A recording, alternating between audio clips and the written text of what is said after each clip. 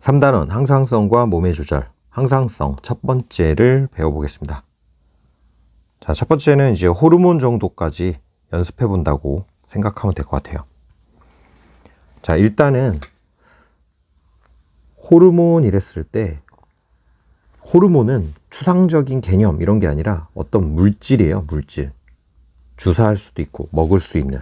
그럼 이제 호르몬이라고 하는 물질이 어디론가 움직이게 될 수 있는데, 그럼 호르몬이 어디론가 이동을 할 텐데,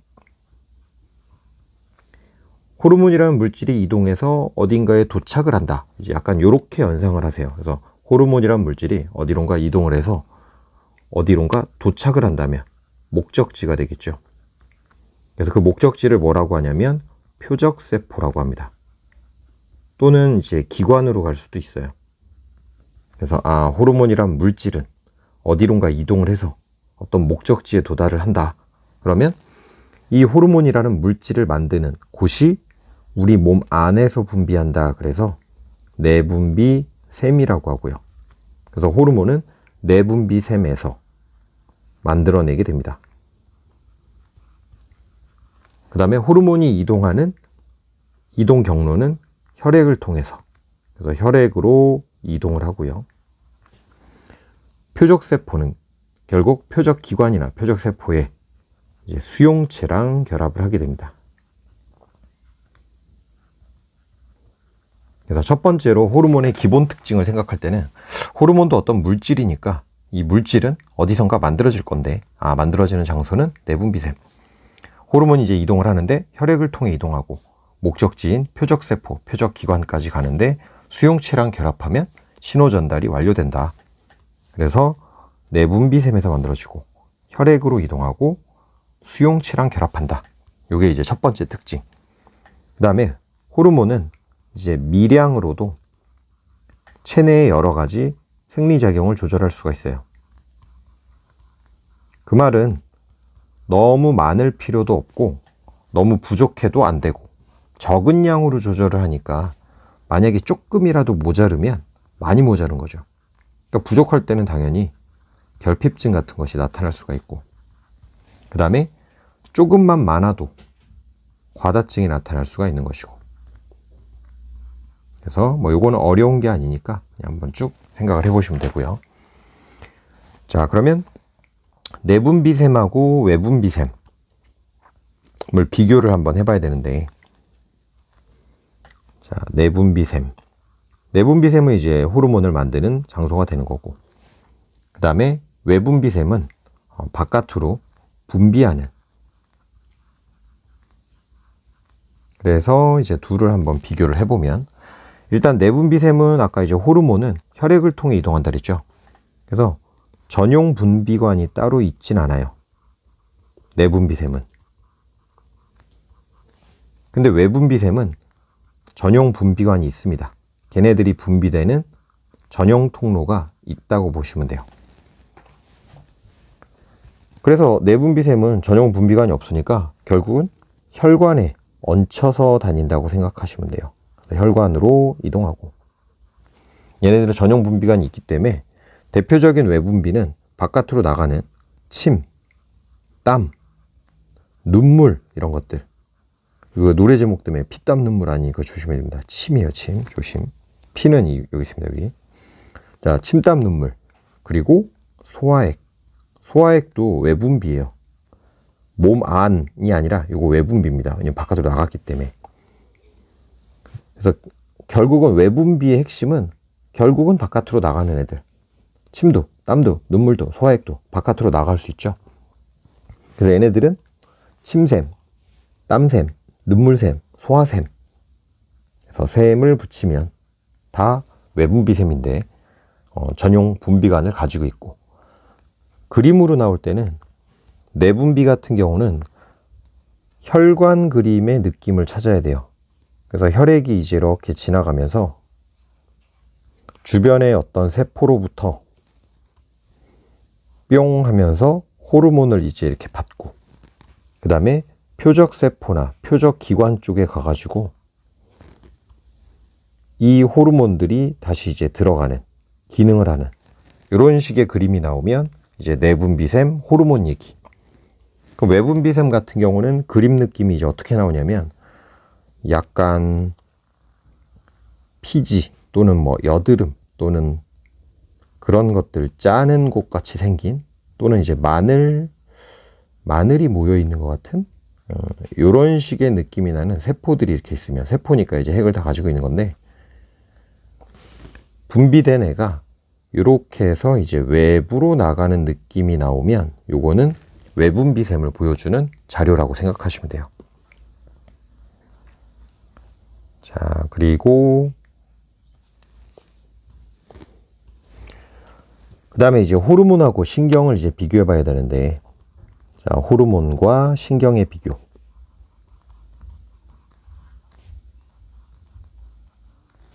자, 이건 어떻게 생각하면 좀 쉽냐면, 신경을 전기, 번개로 생각하세요. 신경을 전기, 번개. 그래서 빠직 하면서 번개가 좁은 장소에 치는 느낌. 그래서 신경은 빠직. 그래서 번개, 전기 느낌을 생각하시고, 그 다음에 호르몬은 뭐를 생각하시냐면, 호르몬이 실제로 혈액을 통해 이동한다 그랬잖아요. 그래서 호르몬은 약간 피가 퍼지는 느낌. 스르륵 하면서 피가 좀 퍼지는 느낌. 그래서 피가 퍼진다. 약간 요걸 생각해 주세요.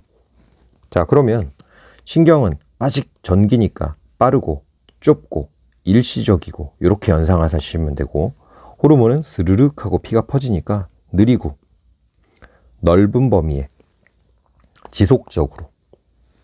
그래서 전달될 때 뭐에 의해 전달이 되고 속도는 어떤지, 범위는 어떤지, 효과를 유지하는 지속성은 어떤지, 자, 이런 것들을 한번 판단을 해볼 수가 있습니다. 자, 그러면 방금 말했던 이 특징들을 가지고 잘 생각을 하면, 자, 신경은 빠직 전기니까 일단 전달되는 거는 신경세포인 뉴런에 의해서, 속도는 당연히 빠르죠. 범위는 좁겠죠. 그 다음에 효과 유지하는 지속성은 짧은 거죠. 자, 호르몬은 스르륵 하고 피가 퍼지는 거니까 혈액을 통해 피가 퍼진다. 속도는 느리다. 범위는 넓다. 효과 유지하는 지속시간은 길다. 이렇게 정리를 해보시면 되겠습니다. 그래서 이렇게. 자, 그리고 이제 중요한 게 호르몬의 암기가 되겠어요. 호르몬 암기가 중요합니다. 자, 호르몬 암기 이렇게 해서 해볼게요. 호르몬의 기능을 외워야 이제 항상성이라든지 이런 것들을 판단할 수 있기 때문에 호르몬 암기는 아주 중요한데, 어떻게 일단 외우시냐면 사람 몸을 먼저 상상을 한 다음에 하나씩, 자, 그래서 이렇게 사람 몸을 하나 만들어 주세요. 자, 이렇게 사람 몸을 만들고 내분비샘을 먼저 외우는 겁니다. 자기 몸을 이용해서. 그래서 머리 쪽에 뇌하수체, 머리 쪽에 뇌하수체, 목 쪽에 갑상샘, 좌우 허리에 콩팥이 있는데 콩팥 위에 부반장, 부신장, 그리고 여기에 있는 이자. 생식샘은 뭐 어려운 게 아니기 때문에 이렇게 외울 거예요. 자, 그러면 지금 이제 생각하면서 외워보시면 좋은데, 자, 여기 있는 거 뭐였냐면 뇌하수체. 일단은 내분비샘을 먼저 외우세요. 자, 머리에 있는 거 뇌하수체. 자, 목에 있는 거는 갑상샘. 목에 있는 거는 갑상샘. 그 다음에 여기 있는 거는 부신. 신장의 부역할, 부반장. 그 다음에 얘는 이자. 그래서 내분비샘 외워주시고, 자, 그러면 이제 하나씩 외워보도록 하겠습니다. 뇌하수체는 전엽과 후엽으로 나눌 수 있어요. 앞부분과 뒷부분 이런 느낌으로 생각하면 됩니다. 뇌하수체는 전엽과 후엽. 자, 일단 전엽에서는 지읒, 지읒을 연상하세요. 지읒, 지읒. 전엽의 지읒. 전엽의 특징이 자극하는 특징이라서 지읒. 전엽, 자극. 전엽, 자극. 그래서 뇌하수체, 뇌 쪽이니까 뇌하수체 전엽, 속된 말로 앞대가리, 앞머리만 잘 쓰면 부자가 된다. 그래서 생갑부가 된다. 생으로 갑부가 된다. 이런 식으로 외워주시는 겁니다. 부자가 된다. 생갑부 된다. 자, 뇌하수체 전엽에서 나오는 호르몬들은 뭐가 있냐면 생장 호르몬. 자, 호르몬 다 H로 쓸게요. 갑상샘 자극 호르몬. 자극하는 종류가 나오죠. 부신 겉질 자극 호르몬. 부신 겉질 자극 호르몬. 그래서 뇌하수체 전엽은 지읒 지읒 전엽 자극 전엽 자극 생갑부 된다. 생장, 갑상샘, 부신, 생갑부. 자, 뇌하수체 후엽은 뭐가 나오냐면 항이뇨 호르몬이라는 게 나오는데 항이뇨 호르몬.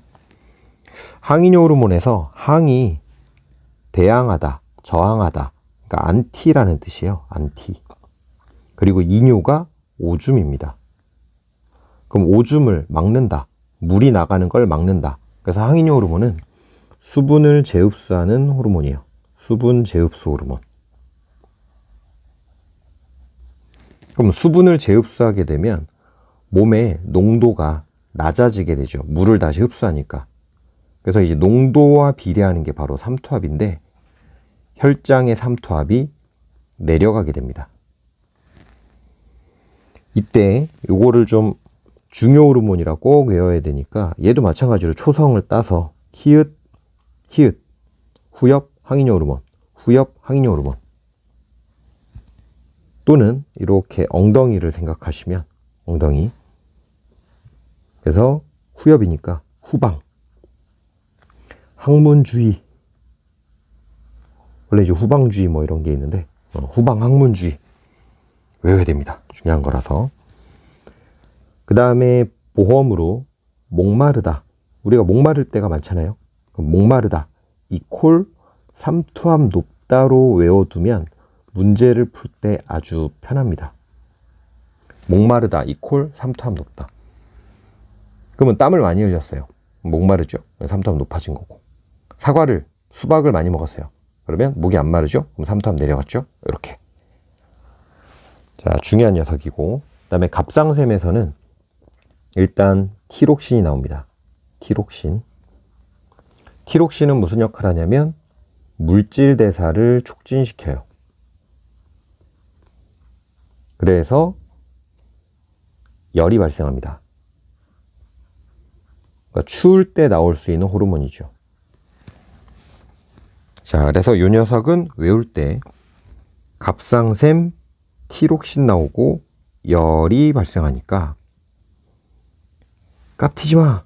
열받냐? 자, 이런 식으로 외워주면 됩니다. 깝티지 마. 열받냐? 자, 친구한테 하면 안 돼요. 깝티지 마. 열받냐? 자, 이런 식으로 외울 수 있습니다. 자, 이렇게 이제 암기법 만든 건 다 중요한 거니까 꼭 외워주셔야 되고요. 자, 그다음 부신은 겉부분, 겉질, 안쪽 부분, 속질 이렇게 둘로 나눌 수가 있고 겉질에서 나오는 호르몬은 당질 코르티코이드, 당질 코르티코이드. 그래서 얘는 당이라는 말이 들어있죠. 혈당량을 높이는 역할을 합니다. 혈당량을 높이는 역할. 그래서 당질 코르티코이드는 외우지 않아도 크게 상관없는데 코는 겉에 있다. 요거를 잘 생각하면 돼요. 코가 당연히 겉에 있죠. 코가 안에 있으면 안 되니까. 그래서 그래, 코는 겉에 있어. 자, 속질에서 나오는 호르몬은 에피네프린. 에피네프린. 에피네프린도 혈당량을 높이는 역할입니다. 혈당량 높이는 역할. 그래서 이렇게 이제 순서를 맞추면 밑에 거 하나도 똑같이 혈당량을 높이기 때문에 외울 때 좀 편해요. 자, 요거는 부신 속질. 누가 부신 거야? 누가 부신 거야? 속질 마세요. 그래서 부신과 속질을 연상하시면 되고, 자, 이거는 에피네. 피네. 그래서 피가 나오는 상황. 자, 이렇게 연상하시면 되겠습니다. 자, 이자는 두 종류를 기억하셔야 되는데, 알파 세포라고 하는 부위랑 베타 세포라고 하는 부위가 있는데, 알파 세포에서는 일단 글루카곤이 나옵니다. 글루카곤. 그러면 글루카곤은 마찬가지로 혈당량을 높여요. 그 다음에 베타 세포에서는 인슐린이 나오는데, 이 인슐린은 우리 몸에서 유일하게 혈당을 낮추는 호르몬입니다. 그래서 알파 세포는 알파걸로 기억하시고, 그 다음에 이거는 베타 세포, 베타고, 인슐린, 혈당량, 당, 감소, 퐁당. 그래서 인당수, 퐁당. 자, 베타 세포에서 나오는 거는 인슐린이고, 혈당량, 감소니까 아래로 퐁당. 자, 호르몬의 각 기능들 외우셔야 되는데, 후엽 항인효 호르몬, 요거 필수 호르몬이고, 그 다음에 갑상샘 티록신, 그리고 부신 속질 에피네프린, 그 다음에 이자에 대한 호르몬, 요렇게 꼭 암기를 해주셔야 되고요. 그 다음에 이제 갑상샘 자극 호르몬 같은 경우는 TSH, 요렇게 표기하기도 합니다. 그래서 요 S가 stimulate, 자극하다. 요거를 좀 연상해도 되고, 그 다음에 항인효 호르몬 같은 경우도 요거랑 같이 주는 게 ADH라고 하는 요 이름은 같이 주면서 문제가 나올 때도 있어요. 근데 ADH에서 A만 기억할 수 있어도 돼요. A가 바로 뭐냐면 안티의 A예요. 여기 항인효 호르몬, 안티. D는 이제 뭐 다이우레릭 이래서 이제 이뇨작용인데, H는 호르몬이고, 그러니까 요 A만 연상하면 됩니다. A, 안티. 여기 TSH에서 S, stimulate, 자극. 그래서 여기 보면 여기 부신 겉질 자극 호르몬도 사실은 이게 뭐 ACTH 이렇게 되는데, 그거는 꼭 외울 필요는 없는데, 대부분 이제 호르몬을 영어로 표기했을 때는 걔네들과 관련된 단어가 들어있으니까 한번 참고를 해보셔도 될 것 같아요. 자, 내분비샘 먼저 외우고, 그 다음에 각 장소 나눠지는 애들 더 익히고, 그리고 약간 말만 들어서 후방 항문주의, 후엽은 항인효 호르몬, 후엽은 항인효 호르몬. 깝치지 마. 부신, 속질 마세요. 이렇게. 자, 여기까지 하겠습니다. 전체 다시 한번 정리된 거 이렇게 해서 확인해 보세요. 그래서 항상성, 호르몬 특징, 미량, 내분비, 외분비 구별, 그 다음에 요거. 자, 그래서 첫 번째 호르몬 종류까지 연습해 봤습니다.